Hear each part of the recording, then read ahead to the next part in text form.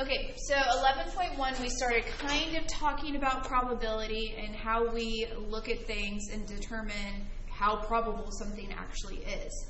In 11.2, we're going to specifically talk about events involving not and or. And we're actually going to see that this ties back very closely to our sets that we covered in Chapter 2. So it's kind of nice that it comes back up here at the end. From 11.1, just remember that the probability of an event is the number of times that event is going to happen within the sample space. And so that's how we find the probability. The probability that an event actually occurs, we usually label it with a 1. And so like if I think about rolling the dice, and if I roll the dice twice, and one time I get a 1 and one time I get a 6, then out of those two rolls, I had 1/2, I got a 1, and 1/2, I got a 6. So that was, the sample space was 2 rolls, and I got each of those things one time. So that's really all that this is here. This is really more of a reminder from 11.1. And we're going to do a couple of examples down here with rolling the dice, and then we're actually going to start looking at knots. Not knots like you tie a knot, but N-O-T. And see how we're going to approach finding the probability when it's not asking us when something happens, but asking us for the probability of when something doesn't happen. And sometimes it's easy enough just to calculate that, but sometimes we have to go about it in a little bit more of a roundabout method. And so that's what we're going to learn to do. So first thing we're going to do is we're going to look at this dice, or die. It says a fair die, which is the singular form for a dice, is rolled. Find the probability of each of the following events. That the number 2 is rolled, that a number other than 2 is rolled, that the number 7 is rolled, or a number less than 7 is rolled. So the first thing I need to think about is it doesn't tell me my sample space in terms of like a set or just listing out the possible things I can get. So if I'm rolling a single die, the only possibilities that I can get, and thus my sample space, are the numbers 1, 2, 3, 4, 5, and 6. I can't roll a single die and get anything other than these 6 options. So when I'm thinking about the probability of rolling a 2, well, 2 is listed one time out of the 6. I have a 1 in 6 possibility of rolling a 2. And I could say that about any of the numbers on a single die. I have a 1 in 6 possibility if it's a fair die, not a weighted die. So what would be the probability that I roll something other than a 2? That's right. Number not equal to 2. There's 5 other options, so I would have a 5 in 6 chance. So my probability of rolling not a 2 is actually a lot higher. What about the probability that I roll a 7? That's right. It's impossible. 7's not in our sample space at all. You can't roll a single die and get a 7. So the probability of rolling a 7 is 0 out of 6. It never comes up. It's not possible. The last one is the probability that a number is less than 7. That's right. Everything works. Everything works.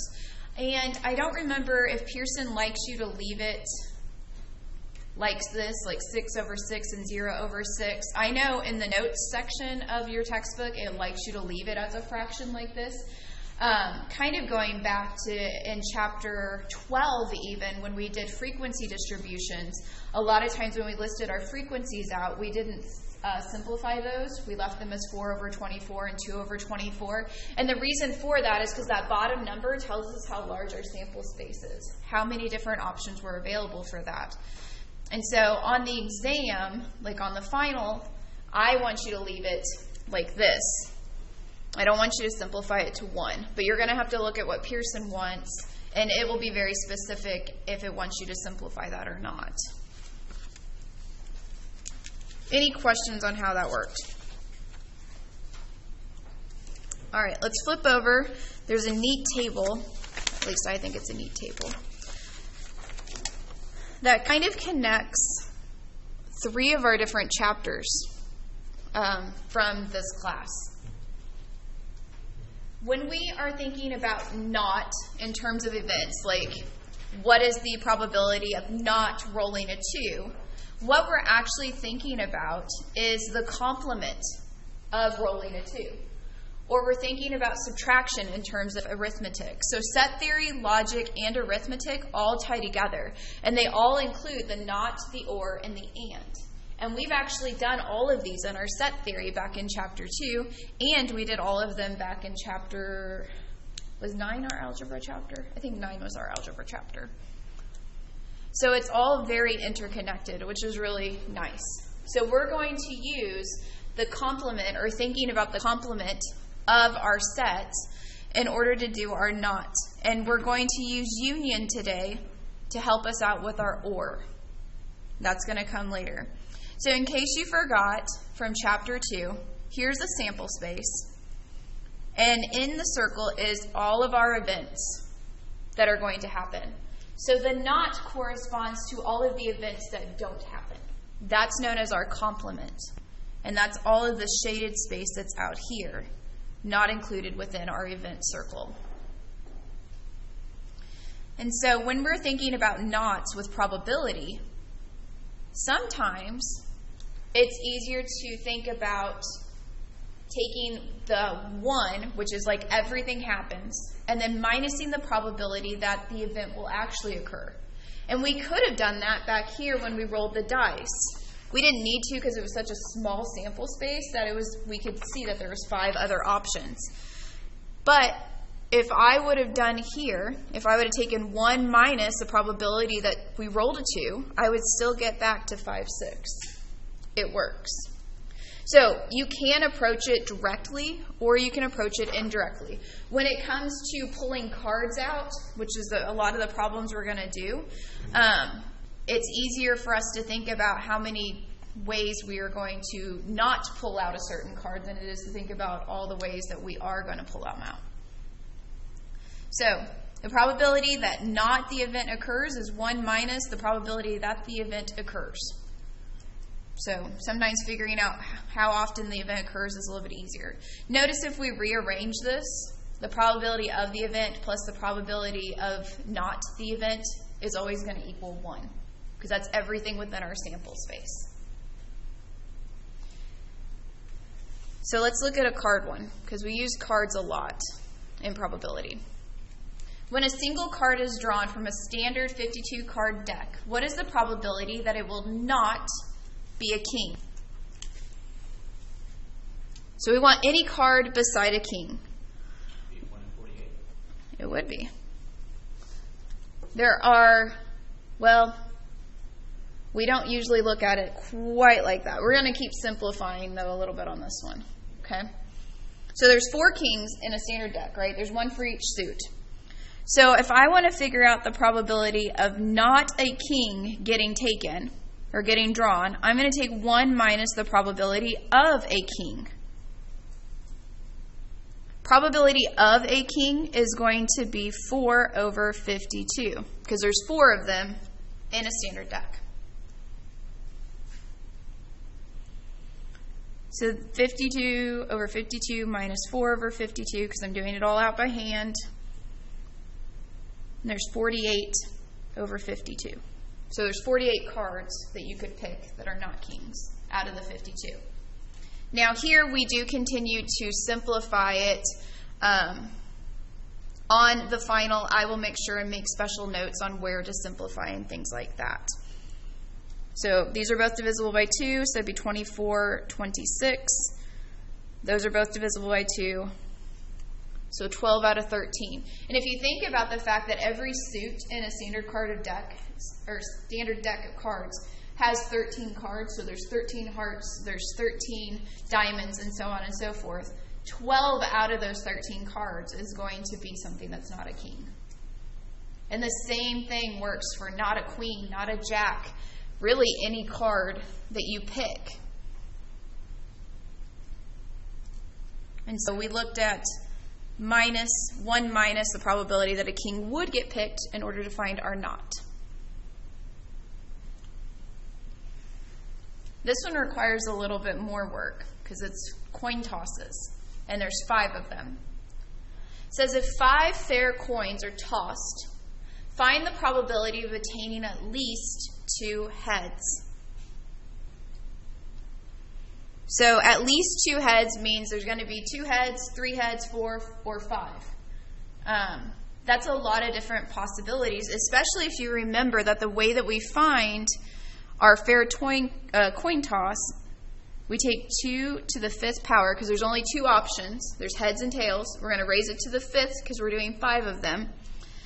That means there's 32 total possibilities to get started with.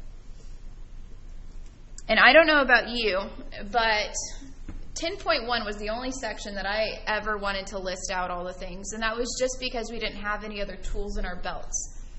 I don't want to sit here and list out 32 possibilities for these coins getting tossed. That's one of the reasons why we look at the knot. So what are the cases where we don't get 2 heads?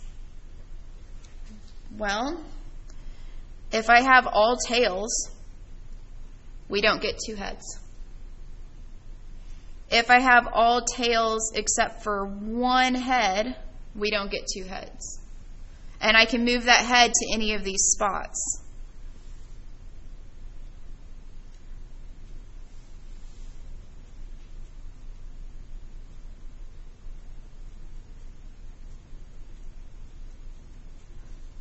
Anything outside of this, I'm going to have 2 heads.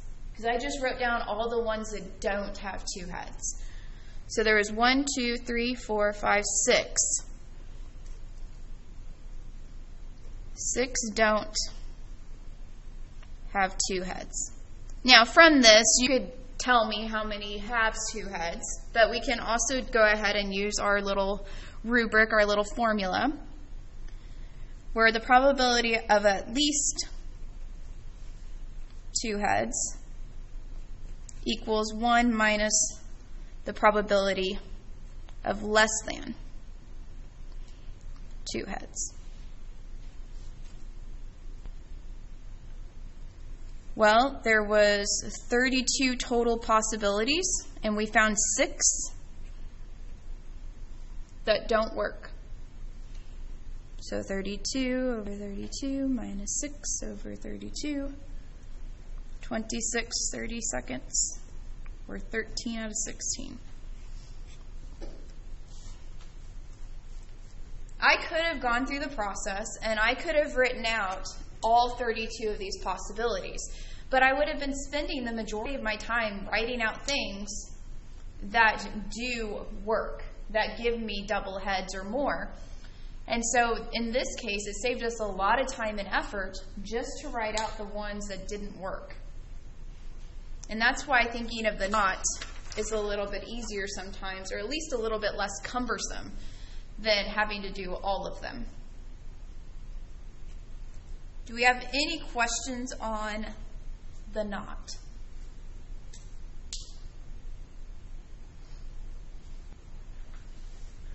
Okay. The or is a little bit more interesting, I think.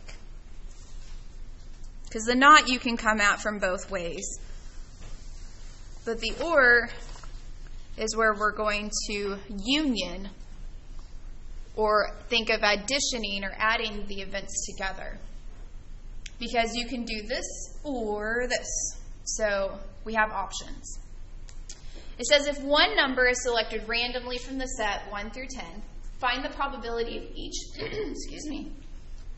find the probability of each event. So what is the probability that the number is odd or a multiple of 4? And I even went ahead and put in the little Venn diagrams that they included in their solution to show you what these look like. If you are odd, you're 1, 3, 5, 7, 9. If you're a multiple of 4, you're 4 or 8. And then 2, 6, and 10 live outside of either of those bubbles. Notice these bubbles don't overlap at all. This is a Venn diagram that we would call disjoint. if you remember back from chapter 2. They are disjoint. They have nothing in common. So if I'm looking at unioning these, I'm thinking about combining the numbers in my odd and the numbers in my multiple. So if I union them, how many different numbers do I get? Well, with the pictures, we can just count them. I have 1, 2, 3, 4, 5 odds, 6, 7 total if I have multiples of 4. There's 7 out of 10. So the probability of getting an odd or a multiple of 7 or a multiple of 4 is 7/10. Notice I didn't really have to do any math at all here. In my personal notes, I wrote out the set of odds, I wrote out the multiples of 4, and then I said odd union the multiples of 4, and I wrote out that entire set, and then you could count them. So you can do more math. And this is kind of what you would have to do if you don't have the Venn diagrams. But you can also make Venn diagrams for these problems as well. But there's 7 numbers that work with that. Now, what is the probability that a number is odd or a multiple of 3? Now we've got some overlap. Again, our odd bubble is exactly the same. We have 5 numbers in that. Multiples of 3, we have 3, 6, and 9. But 3 and 9 are both included. They're included in both of our bubbles. And so we don't want to count them twice. Because think about when we did unions. If I did the union of 1, 3, 5, 7, 9, and I'm unioning that with 3, 6, 9, from chapter 2, I would write out everything that they have total. Even if they share it, I write it, but I don't write it twice. I don't write 3 twice, I just write it once. And I won't write 9 twice, I just write it once. So the things that they share, we don't double count, is what I'm saying. And so when I look at this set that I unioned, I only have 6 items in it. So you have to be careful that if you make the Venn diagrams or you're looking at this Venn diagram, we only count the 3 and 9 once. So this will be 6/10, or you could say 3/5.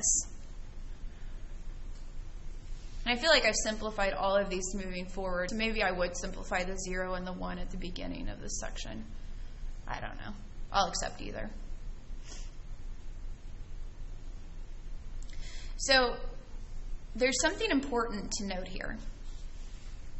For part A, the probability of A or B happening, of it either being an odd or a multiple of 4, was simply the probability of it being an odd plus the probability of it being a multiple of 4. We could just add them together. And that was correct. But if we applied that same stance down here, if I just said the probability of A or C, then I would be taking the probability that it's odd, adding to that the probability that it's a multiple of 3. That's double counting the 3 and 9, so it doesn't work. So we have 2 different formulas based on if we have disjointed subgroups, or the way that we talk about them with probability is we talk about mutually exclusive events.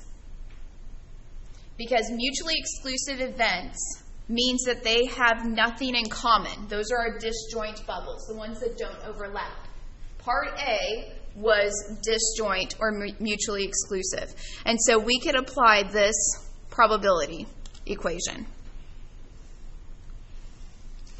But when they share things in common, we have to use this one, where we take the probability of the first event, we add to that the probability of the second event, and then we subtract anything that they do share. So we're still doing a union, but we have to subtract their intersection. The intersection is the little space that they share in between. That gives us the correct formula. And this is all on the next page in a box. So before you do probabilities of OR problems, you have to ask yourself, is this mutually exclusive or not? If it's mutually exclusive, it's slightly easier. Because you have odd numbers or numbers that are multiples of 4. They're not going to have anything in common, so you don't have to worry about what they share.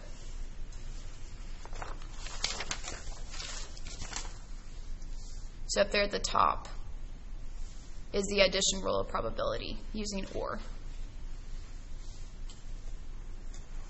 The top one is if they are not mutually exclusive, so they share something in common.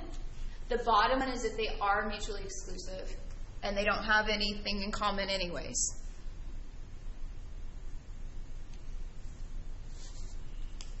All right, we're going to deal with some more cards. If a single card is drawn, then what is the probability that it will be a spade or a red card? So spades, that's a black card, and so it is not going to have anything in common with red cards. These are mutually exclusive. So the number of spade cards, there's 13 of those. Red cards, that's half the deck. That's 26 of those. So the probability of a spade is going to be 13 out of 52. The probability of a red card is going to be 26 out of 52. So in order to find the probability of a spade or a red card, since they have nothing in common, is simply going to be the probability of the spade plus the probability of the red card. And I usually write it out this way every time I use it so that I'm remembering what it is that I'm looking for. And I also am learning the formula. That'd be 1352 plus 2652. That's 3952. And that's 3/4. The probability that I'm going to pick either, trying to move it, a spade or a red card is pretty good.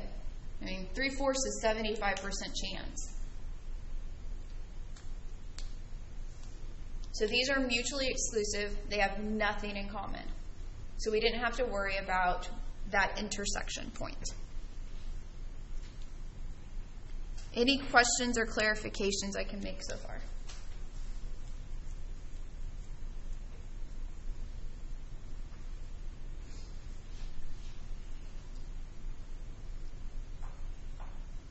All right, then let's look at if we draw a single card, what is the probability it will be a diamond or a face card?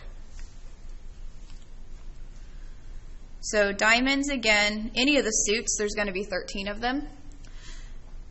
The face card, there's 3 faces per suit. This might seem a little bit different, but aces don't count as a face. Remember, aces aren't faces. If you're asked for a number card, though, aces are not a number card. So you do include aces with faces at that point if they're asking you what is the probability of drawing a number card, because an ace is not a number. So be careful. Ace is not a face, but it's also not a number. So face cards, there's 3 of them per suit. There's 4 suits for a total of 12 face cards in the entire deck. There's 13 diamonds. There's 12 face cards. That means there's 3 diamond face cards that we're going to have to eliminate. These are not mutually exclusive. So in order to find the probability that I'm going to draw a diamond or a face card, I'm going to have to find the probability of drawing a diamond, add to that the probability of drawing a face card, and then subtract the probability of drawing a diamond face card.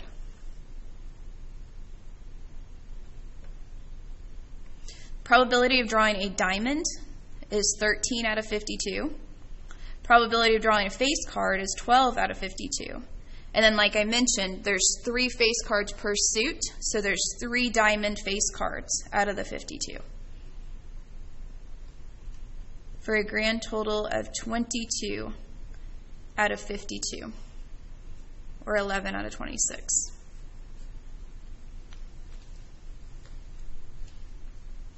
(13 plus 12 is 25. Subtract the 3, that gives you 22.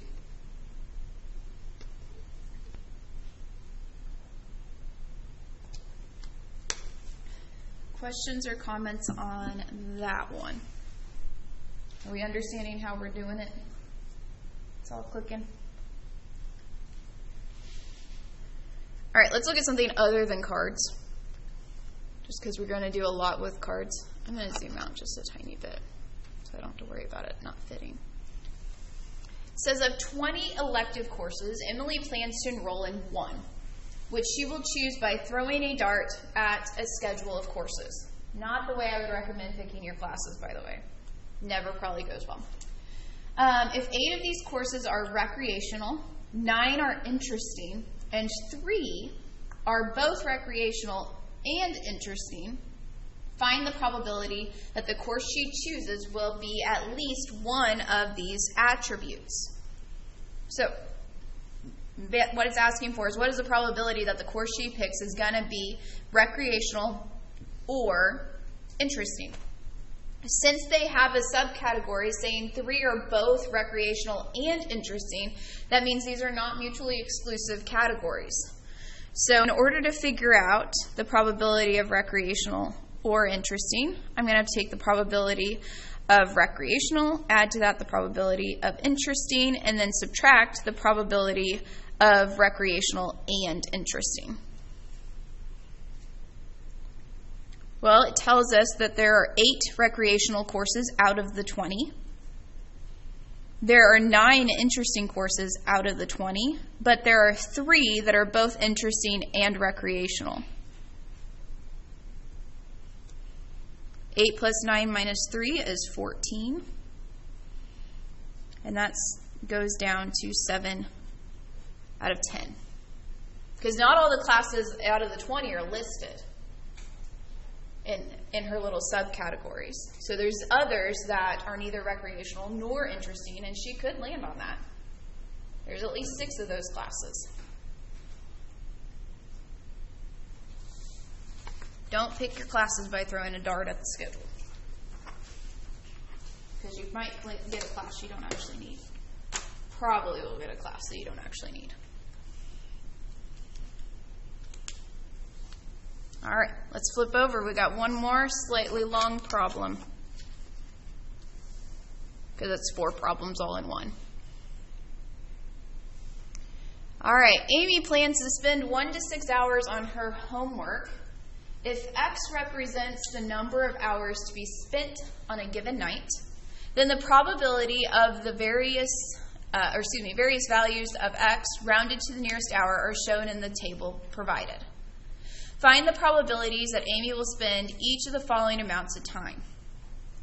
So she's got, it's a 5% probability she'll spend 1 hour, 10% for 2, so on and so forth. It looks like she's 40% probability of 4 hours. That's kind of her sweet spot, it looks like. So A is asking for the probability of fewer than 3 hours. The way they word these is very important, which is why I made sure to include this. Fewer than 3 does not include 3. It doesn't say 3 or less hours. It says fewer than 3 hours. So we have to be really careful about what it's actually asking for. So the probability of fewer than 3 hours is going to be the probability of 1 hour plus the probability of 2 hours. Because those are the only options we have that are less than 3 hours. So the probability at 1 hour was 0.05, and the probability at 2 was 0.10, meaning the probability for fewer than 3 hours is 0.15.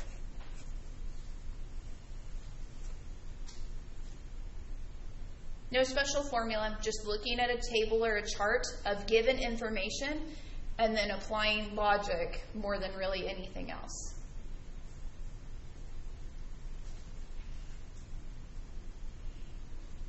So B is saying more than 2 hours. What is the probability she will go for more than 2 hours? And this is definitely one you can approach more than one way.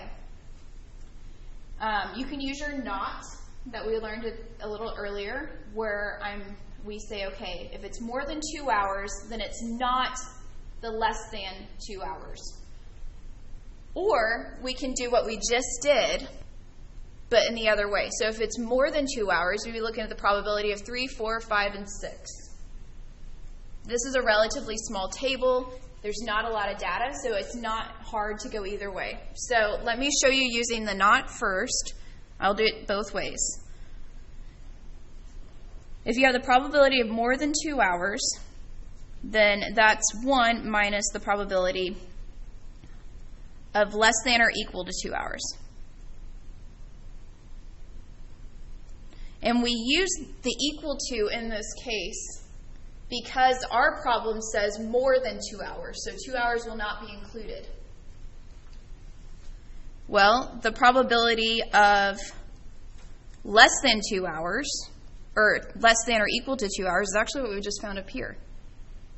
Because that's the probability of 1 hour, which is 0.05, plus the probability of 2 hours, which is 0.10. So we actually just found the not.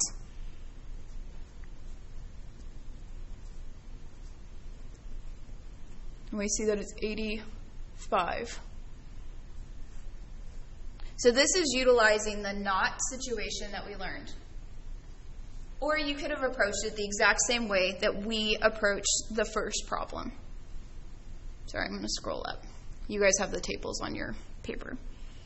So I could have said, let me put a big or in here, the probability of more than 2 hours equals the probability of 3 plus the probability of 4 plus the probability of 5 plus the probability of 6. And then I look at my table and I say, okay, the probability at 3 was 0.20, probability of 4, 0.40, probability of 5 is 0.10, probability of 6, 0.15, and I add all those suckers up and I still get 0.85. You get the exact same answer regardless of which method you use. That's why we spent so much less time in the not section, honestly, because usually you can go about it a different way and still get the same solution. So feel free to use either one.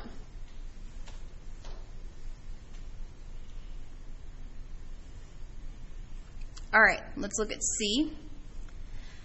C says, what's the probability that Amy will spend more than 1 hour, but no more than 5 hours doing her homework? So a big key thing here is more than 1, so we're not including 1. So that means we are starting at 2. Probability that we're going to spend 2, and it says no more than 5, so we can do 5. So we want the probability that she's spending between 2 and 5 hours. Well, that'd be the probability of 2 hours plus the probability of 3, 4, and 5. Whoops, that's a P. So we have to read what they have. More than 1 hour, we don't include 1, but no more than 5, we can include 5.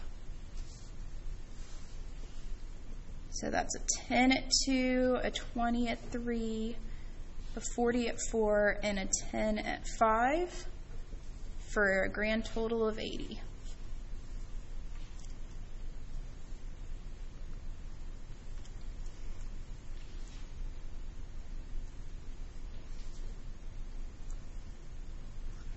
We've got one more to tackle.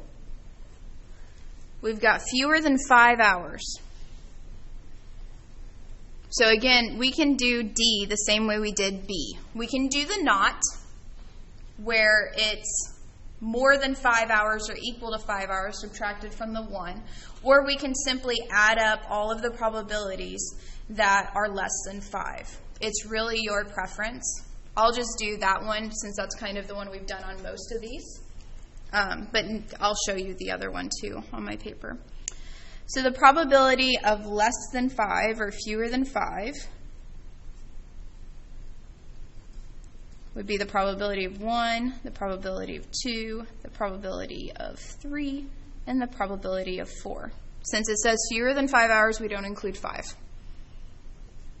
0.05, 0.10, 0.20, 0.40, and that'll give us 75.